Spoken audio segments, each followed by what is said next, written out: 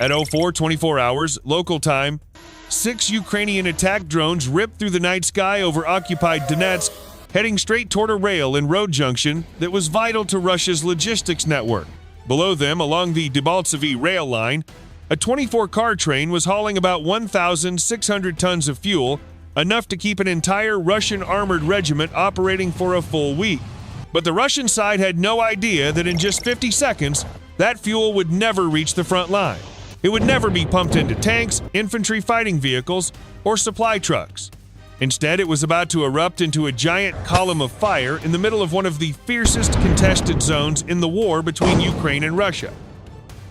This critical operation to sever one of Russia's key lifelines relied on 8 different unmanned aerial vehicles working in tight coordination under a carefully calculated plan. Above the target area, an Autel EVO Max 4T reconnaissance drone flew about 6 miles away, acting as the eye in the sky. It watched the Debaltseve railway line, tracked the movement of the fuel train, and transmitted real-time imagery back to the Ukrainian control team. The Autel EVO Max 4T is optimized for battlefield observation and target identification. Its 4 inches, 1 camera cluster includes a 50-megapixel wide-angle sensor, a 48-megapixel zoom camera with up to 160x hybrid zoom, a thermal imaging camera, and a laser rangefinder. That combination allowed it to detect the locomotive, fuel cars, and vehicles around the junction from a safe distance. The drone also offered a maximum flight time of 42 minutes, a transmission range of up to 14 miles, an IP43 protection rating, a 720-degree obstacle avoidance system, and AMesh technology to maintain stable operation in darkness, rain, or weakened GPS conditions. A second Autel EVO Max 4T was held back as a reserve platform. If the first reconnaissance drone was jammed, lost signal, or was forced to leave the area, the second could immediately take over observation duties. That meant Ukraine would not go blind at the most critical moment of the mission. Meanwhile, 3 Ukrainian-made FPV drones were assigned the direct attack role. These FPVs were optimized for speed, maneuverability, and stability in the final dive phase. They used 7-inch propellers mounted on 2,807 brushless motors, with each motor capable of generating up to 5.5 pounds of thrust. That setup allowed them to accelerate rapidly, maintain a stable low-altitude flight path, and reach speeds of more than 140 kilometers per hour in the final attack run. In the last few seconds, the distance between the drones and the train was almost erased. The defending crew had almost no time to identify the threat, rotate weapons, and fire accurately. In modern warfare, that is exactly what makes small attack UAVs so dangerous. They are cheap, small, and difficult to detect, but when guided at the right moment, they can destroy targets worth thousands of times more than themselves. Inside a security command center 25 miles from the target area, Ukrainian operators watched the live feed streaming back from the reconnaissance drone. On the thermal display, an abnormal heat signature began to separate itself clearly from the cold, dark landscape of Donetsk. The thermal sensor of the Autel EVO Max 4T quickly pulled the diesel locomotive out of the background. The hot engine block appeared as a bright streak on the screen, while the fuel cars behind it stretched out like a slow-moving chain of targets along the Debaltseve line. Even in the last darkness before dawn, identifying the train was no longer guesswork. The reconnaissance drone kept a safe standoff distance, using its zoom camera and laser rangefinder to confirm the train's heading, speed, and exact position at the junction. The imagery was transmitted back in real time through an encrypted link, allowing the operators inside the bunker to see the movement on the tracks almost as if they were there. Once the target was visually confirmed, the reconnaissance operator sent the final signal. The fuel train had entered the designated strike zone. The 3 FPV control teams immediately received the target data, checked the approach path one last time, and prepared for the terminal dive. From that moment on, the Autel EVO Max 4T was no longer just an observer. It had become the guiding eye of the entire strike. Each Ukrainian-made one-way FPV drone most likely carried a small penetrating warhead weighing about 5.7 pounds. Built for one mission only, slam into the target and create maximum damage at the exact point of impact. This type of warhead did not need to destroy the entire train with one massive explosion. It only needed to punch through the metal shell of a fuel car, usually about 0.6 inches thick, and then trigger a fire reaction inside. Against fuel tank cars, a single penetration point in the right place could turn pressure, fuel vapor, and temperatures of around 2,500 degrees Celsius into a chain disaster. But the real power of the strike was not only in the warhead, the more important factor was timing.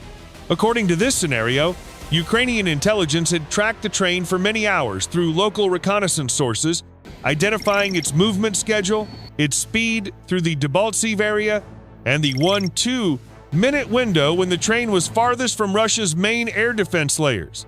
That data turned an FPV attack into a calculated strike. The unmanned aerial vehicles did not rush at the target randomly.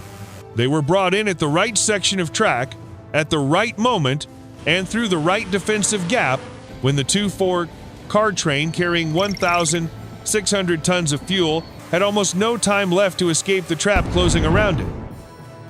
After the target was confirmed through thermal imagery, zoom camera, and reconnaissance data from the Autel EVO, the Ukrainian control crew began the attack sequence. The first two FPVs separated from the holding flight path, lowered altitude, and rushed toward the fuel train moving along the Debaltseve line. During the approach phase, the unmanned aerial vehicles still relied on pre-prepared navigation data, but in the final 10 seconds, the mission no longer depended completely on coordinates. At this point, the camera on the FPV transmitted live imagery back to the pilot's control goggles, allowing the operator to track the locomotive, the fuel cars, and the final attack angle through optical observation. Hitting a moving train is not as simple as striking a stationary target. At a speed of 35 feet per second, even a small error in the timing of the dive could cause the drone to miss the fuel car or hit a position that was not important enough. Therefore, the Autel EVO continued playing the role of remote observer, while the FPV handled the most dangerous part, closing the distance, keeping the target inside the frame, and diving into the train's exact weak point. The Russian train continued rolling through the darkness, completely unaware that in less than half a minute, the fuel it was carrying would turn into a sea of fire. At 4:36, just as the first two FPVs began their dive phase, an unexpected situation occurred. About 3 miles from the target area, a Russian RB-301B Borisogledsk 2 electronic warfare system began operating. Borisogledsk 2 was not a simple jamming device. It was a ground-based electronic warfare system designed to detect, suppress, and disrupt radio communication channels, control signals, and some forms of satellite navigation in the combat area. When it detected the transmission signature of the unmanned aerial vehicles, the system immediately emitted interference across multiple frequency bands, trying to weaken the link between the drones and their operators. Its objective was very clear: jam the control signal, disrupt navigation stability, force the FPVs to lose video, drift away from the dive path, or crash before reaching the train. In those few seconds, the attack was no longer only a race between drones and target. It became a direct contest between Ukraine's guidance capability and Russia's final electronic warfare layer. The operator of the first FPV immediately reported heavy interference on the main control channel as the control interface flashed an unstable connection warning. The image from the nose camera could still see the train, but short streaks of interference had already begun crawling across the screen, showing that the Russian electronic warfare system had detected the drone's transmission signature. 3 miles away, Russia's RB-301B Borisogledsk 2 electronic warfare system began increasing its jamming power. At first, the Russian crew used broadband jamming, pouring high-power interference across multiple frequency bands at the same time in an attempt to distort the entire electromagnetic environment around the train area.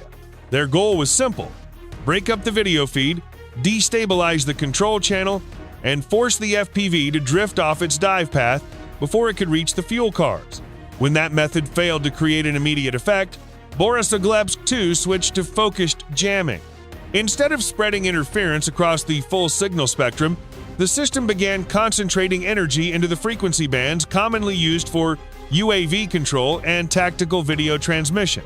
The jamming intensity rose step by step, trying to sever the link between the Ukrainian operator and the FPV just as it entered the final attack phase. But the Ukrainian control crews had anticipated exactly this scenario.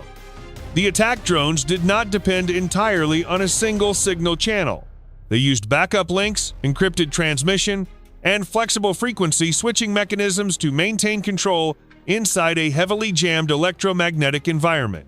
When the main channel began weakening, the system automatically shifted to a secondary channel, allowing the operator to keep the target image centered inside the control goggles. Behind them, the Autel EVO Max 4T continued feeding real-time reconnaissance data.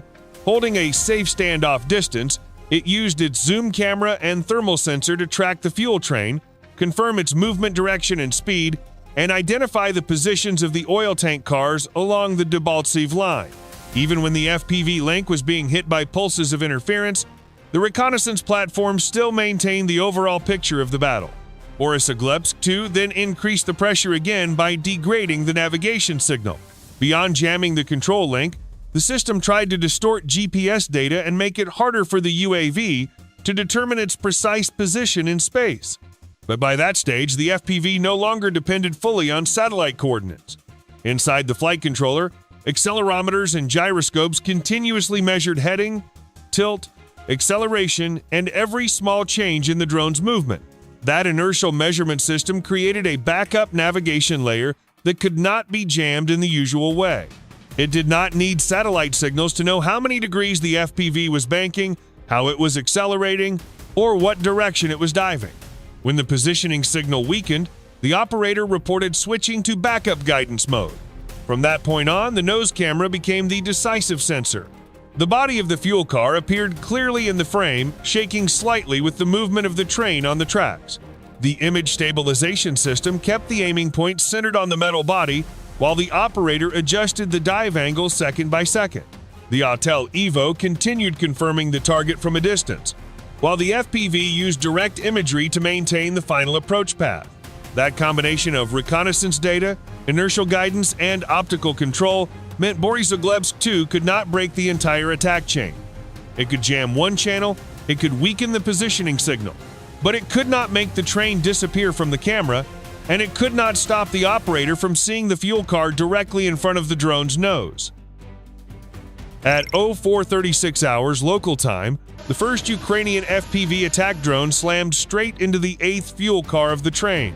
The impact lasted only an instant, but its destructive force immediately changed the entire situation on the railway line. The 6-pound penetrating warhead detonated the moment it made contact. The hardened tungsten alloy penetrator punched through the 15mm steel skin of the fuel car, opening a rupture point directly in the tank body. Almost at the same moment, the diesel fuel inside was violently heated, triggering a powerful flash fire inside the compartment. The temperature at the point of detonation exceeded 3,000 degrees Celsius, causing fuel vapor to spread with extreme speed and generate a pressure wave that tore through the internal structure of the car. On the thermal screen of the Autel EVO Max 4T, the reconnaissance operator saw a large, bright flare erupt from car number 8, then spread rapidly along the side of the train. The target had been hit. And the most dangerous part was not just that one fuel car was burning. The very design of the train, built for efficient fuel transport, had now become its fatal weakness. The cars were coupled close together, while the ventilation and pressure balancing spaces between the tanks allowed heat, smoke, and fuel vapor to spread quickly into the adjacent cars. Only about 15 seconds after the first strike, flames from the burning car had already begun catching onto the neighboring sections. The Russian train operator immediately slammed on the emergency brakes, but that action drove the train straight into the trap Ukraine had prepared. Once the train came to a complete stop on the tracks, it was no longer a moving target that was difficult to hit. It became a giant stationary mass of fuel in the middle of the combat zone, and above it, the 5 remaining FPVs had already begun entering the next dive phase. At 0438 hours local time, when the 8th fuel car had already sunk into a sea of fire, the 2 remaining FPV control crews began the next attack phase. By then, the train was no longer moving. It had been forced to stop on the tracks, turning the entire 24-car formation into a giant burning target in the night. The operator of the 2nd UAV group selected the first fuel car, a car close to the locomotive that was still relatively intact, even as the fire from the first strike point was spreading. Two FPVs approached from the southeast, closing in on both sides of the train car and flying low through smoke and firelight to conceal their dive path. On the screen, the metal body of the unburned fuel car appeared clearly different from the glowing hot sections around it, helping the operator keep the aiming point stable even as visibility became more chaotic. Behind them, the Autel EVO continued maintaining surveillance over the entire target area. Its thermal camera tracked the intact cars, distinguished them from the ones already burning, and transmitted real-time data back to the control crew. Even as smoke, fire, and extreme heat distorted the scene, the reconnaissance platform still helped identify which cars still contained fuel and which had already been swallowed by flames. The operator of the second group confirmed lock on the first fuel car, positioned directly behind the locomotive as the FPV entered its final dive phase. The impact struck straight into the tank body near the front coupling. The penetrating warhead punched through the steel skin of the car, then ignited a fire inside the fuel compartment. In an instant, the temperature at the blast point exceeded 3,500 degrees Celsius, causing diesel vapor to expand with extreme speed and creating an estimated pressure wave of more than 80 to 100 pounds per square inches inside the tank compartment. The hot pressure blasted backward toward the locomotive like a hammer of fire, tearing through the coupling area and deforming pipes, control cables, and the pneumatic brake assembly at the rear of the locomotive. The fire from that first fuel car erupted violently, engulfing the rear section of the locomotive within seconds. The heat burned through insulation, damaged the auxiliary electrical system, and pushed the engine compartment into an unstable state. The locomotive was not destroyed instantly, but it had already been disabled. The train lost traction, lost maneuverability, and became trapped on the tracks, while the sea of fire behind it continued spreading through the remaining fuel cars. Almost at the same time, the operator of the third group selected the rear section of the train. They divided the tail of the formation into 3 strike sectors, where several fuel cars had still not been directly affected. The final 3 FPVs approached from the south, targeting cars 12, 16, and 20 inches the rear portion of the train, cars still intact enough to create an even larger secondary fire. As they dived in, the train no longer had the ability to maneuver, no open space to escape, and no time left to defend itself. The final strike created 3 more large fireballs in the rear section of the train. From the initial fire point at car number 8, the flames had now spread into multiple different sections of the formation. What had been only minutes earlier a fuel supply train heading toward the front line had now turned into a chain of connected fires stretching along the Debaltseve railway line. 3 precise strikes turned the fuel train into a full-scale logistics disaster. More than 800 tons of fuel were either burned or made unusable, enough to disrupt the operations of hundreds of Russian military trucks, armored vehicles, and supply vehicles for many days. What was supposed to reach the front line was now burning on the railway tracks at Debaltseve. The fire was no longer an ordinary blaze. Temperatures at the blast points exceeded 3,500 degrees Celsius, creating powerful convection currents that pulled air into the base of the flames and drove a black column of smoke more than 160 feet into the night sky. Secondary explosions kept ripping through the remaining fuel cars, scattering red-hot metal fragments hundreds of meters across the rail line. The infrastructure damage was even more severe. The rails were heated until they bent and twisted, wooden sleepers were burned into charcoal, signal cables were severed, and the train's braking and coupling systems were destroyed. The area around the junction was covered with burning fuel, deformed steel, and wrecked rail cars. Even after the fire was finally brought under control, Russian repair crews would still need to replace rails, clear debris, inspect the track bed, and restore the signaling system before the line could operate again. That process could take anywhere from days to weeks, especially if the area remained under threat from Ukrainian UAVs and long-range artillery. Tactically, this strike did not only destroy a train, it paralyzed a critical link in Russia's fuel supply chain in Donbass. Tanks, infantry fighting vehicles, self-propelled artillery, and transport trucks all need fuel to move, resupply, and maintain the tempo of attack. When fuel is burned directly on the transport route, the pressure does not remain at the logistics depot.